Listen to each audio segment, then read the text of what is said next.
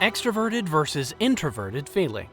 We will compare the actress Carey Mulligan, who is an INFJ, with the actor Andrew Garfield, who's an INFP. We will use clips from an interview that the two of them did together. Note that the study is asymmetric, since introverted feeling is Garfield's dominant function, whereas extroverted feeling is only Mulligan's auxiliary function. In the first clip, we will see Mulligan showcase extroverted feeling. I'm going to sit like this. See? Is that too informal? Mulligan just showed two aspects of extroverted feeling. She reached out into the room, into the social situation, in order to determine whether her personal desire to sit in an informal way was appropriate for the setting and compatible with the expectations of others. Thus, she demonstrates both appropriateness, according to an interpersonal extroverted standard, and alignment with others, reaching out to adapt to the situation and fusing her own demeanor to it. That is to say, the two elements of extroverted feeling shown by Mulligan were appropriateness and alignment with others. Now let's see how Garfield behaves in similar circumstances. I think it was so wonderful for us to kind of do that, and I think it was a very necessary thing. I'm going to copy Carey's sitting position, because I don't know why. Garfield does not observe the same exterior social graces that Mulligan did. He did not acknowledge the general impropriety of putting his shoes on the couch, and he did not look to Mulligan or the interviewer in order to align himself with them. FJ types, that is to say, people with extroverted feeling as one of their top two functions, are less likely to let such opportunities slip by unacknowledged. This impression can be confirmed by watching the full-length interview. Garfield is more attuned to feeling deeply within himself, and less attuned to adjusting his feeling to the other people in the room. He doesn't extrovert feeling. Now, let's watch an example of Garfield showcasing introverted feeling. The interviewer asks a question that pushes a button for Garfield and triggers a strong personal reaction, which, in turn, prompts the sincere expression of deeply held beliefs that he has. The writers were talking about the fact that the idea that Haversham was really a metaphor for all of childhood, and not just this unusual circumstance in the movie, because kids are, stripped away of possibility as in their youth. Is that something that, as actors, you escape by being able to do all the things you do, or is that one of the reasons you are actors? You should answer this because you're vehemently nodding your head. I hated school.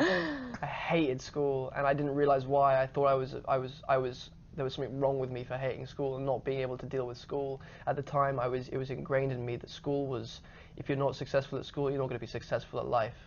And the hierarchy with subjects at school, like the arts, are given no credence, and if they are, it's false credence. So, I look back on it and I get angry. I'm angry about it because, there might be a brilliant ballerina somewhere in a school who's being forced to do maths, and she's seen as difficult. But if she was just allowed to express whatever gifts she has to offer, then she would be happy, and she could make hundreds and thousands of other people joyous for a couple of hours per night. In this clip, Garfield reveals richer inner feeling as he's stirred by a mix of enthusiasm and anger. We also note that the emotionality is unrelated to the other people in the room. His feeling is introverted. He's not aware of the others so much as he's feeling intensely on the inside and struggling to express himself. Garfield also exemplifies the particularistic and oppositional nature of the introverted feeling, extroverted thinking axis. That is to say, where the extroverted feeling, introverted thinking axis is soothing and synthesizing, the introverted feeling, extroverted thinking axis tends to see judgments as being in opposition to, or at least distinct from, competing judgments. In this case, Garfield champions the particularistic worth of each child in the school system, no matter what the child's gifts may be, although his heart is clearly with the artistically gifted and the offbeat children the most. The thought of children being made to conform to some universal standard with no regard to their individuality upsets him. Of course, extroverted feelers can also get passionate and angry and champion things. but their judgments tend to be directed at the people around them, or to be more seamlessly aligned with the general fabric of society. Their passion is not felt in its own bubble.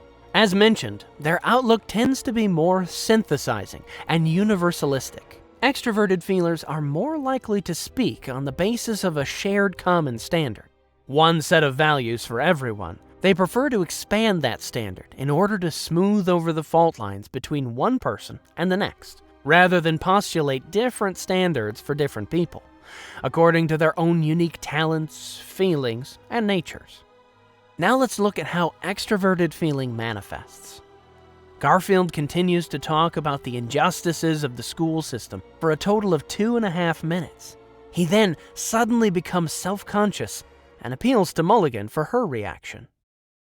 I mean, like, I have no kind of sociological solution to it. I just know that, I just know that I got lucky because I was encouraged in the thing that I didn't even realize was the thing I wanted to do. But I'm a lucky one, and I feel a sense of injustice for the people who aren't as lucky. I think it wasn't just. I think That was a lot. also wasn't That was just a lot. No, Talking. it's interesting though. I was Was that listening. really bad? No, it stuff like wasn't. that? It wasn't. You just felt bad about saying, because you didn't dislike your school, you No. disliked schooling. That's the thing. Yeah. We already mentioned that the extroverted feeling, introverted thinking axis is more synthesizing and soothing than its counterpart. Here, Mulligan responds to Garfield's appeal with exactly the soothing reassurance he desires. She puts into her own words what he said, showing that they're all in this together. She deflates the awkwardness of Garfield's passionate outburst by connecting his personal and individualistic statement back to a universal standard that anyone can relate to. Thus, where Garfield's feeling is personal, intense, and candid, Mulligan's is interpersonal, measured, and appropriate. While introverted feeling achieves unparalleled purity of opinions and values, extroverted feeling creates joint moods and values that unite. And that is the difference between extroverted and introverted feeling.